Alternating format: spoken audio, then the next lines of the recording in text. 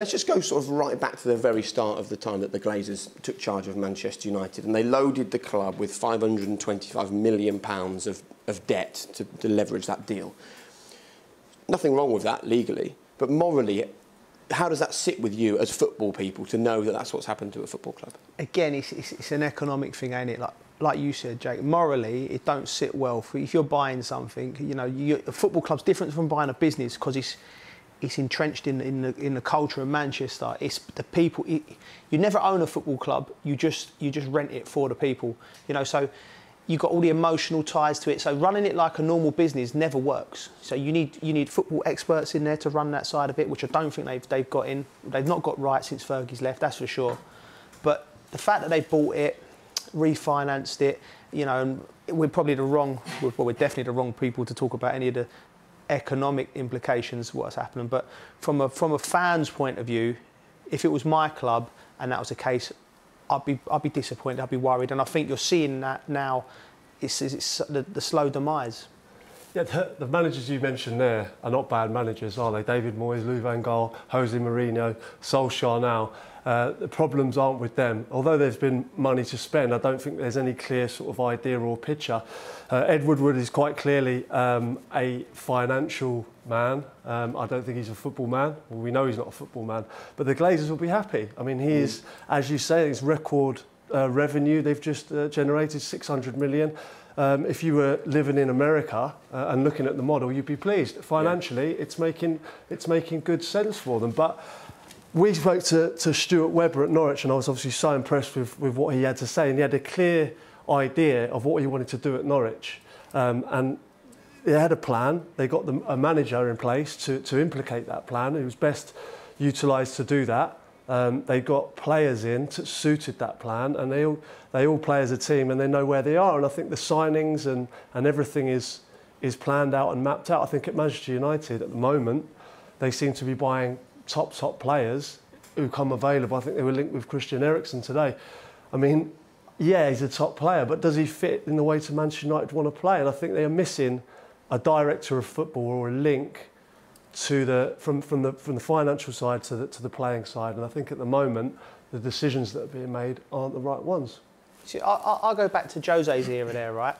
Like, one thing with Jose, we all know he's a winner. He goes and win things. He's a top manager. And what he will tell you, though, if things are not right, he will address it. Like, so his issue at the club when the signings weren't quite right, you know, he brought that into the light, and it was clear that Mourinho, Pogba, Ed Woodward, that sort of signing thing, that summed up the club. You had fans pulling in one directions, the manager trying to say, listen, I want these players.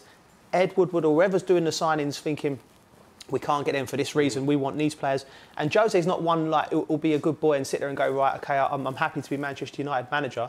He knows that his reputation on the stage, he was telling people, this ain't right, I haven't got the players, I want a centre-halves. And then things went, so that made it clear, you know, that made it, for me, that was glaring that things were behind the scenes were wrong. And I think getting rid of Jose at the time they did him was the wrong call for the club. Like, that wasn't where the problem is. And it might look like we're battering Ed Woodward here because, and Crouchy's right, as a financial man, commercial man, getting deals done, he's contacts worldwide and things like that. He's second to none. He's doing a successful business is what he's doing. But for Manchester United fans who are used to massive success, you know, used to a well-run club, you know, at the moment it's just all over the gaff.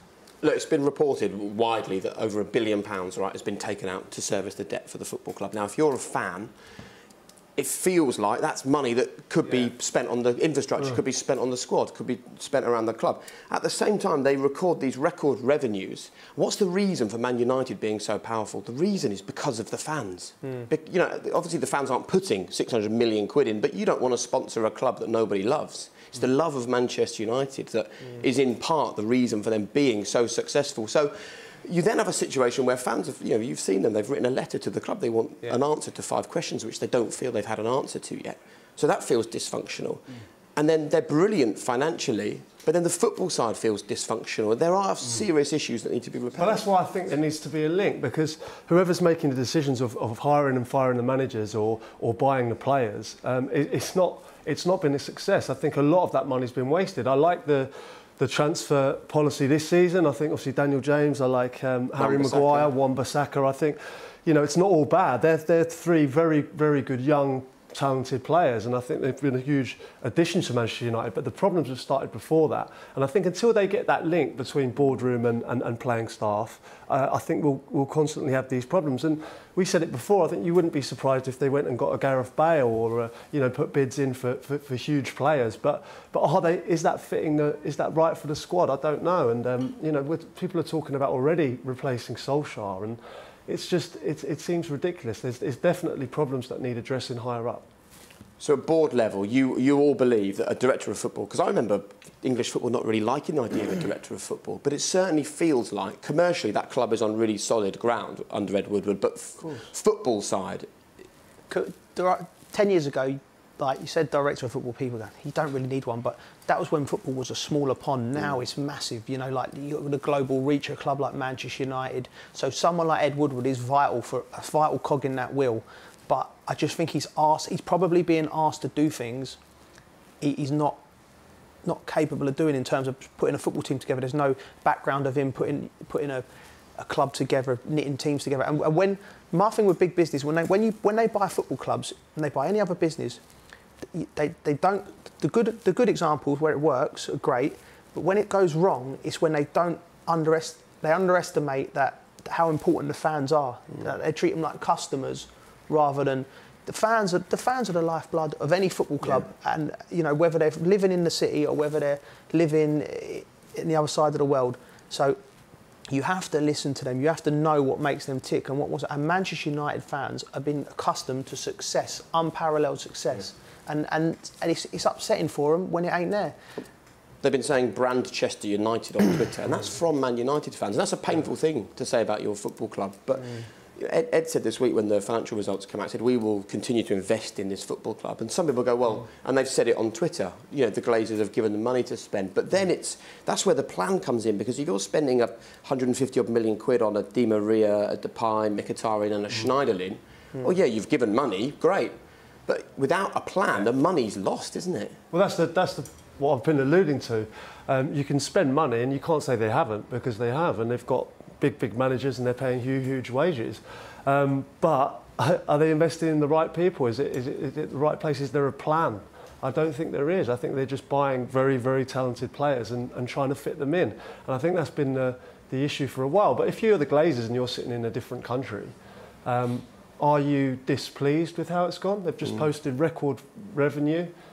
You know, if they were if you were the Glazers, you'd be more than happy. Have they got a real passion for Manchester United? Not like the fans have, of course not. You know what the real irony of all of this is? When you've got a club as big as Manchester United, having a plan costs zero, doesn't it? Doesn't cost money to have a plan.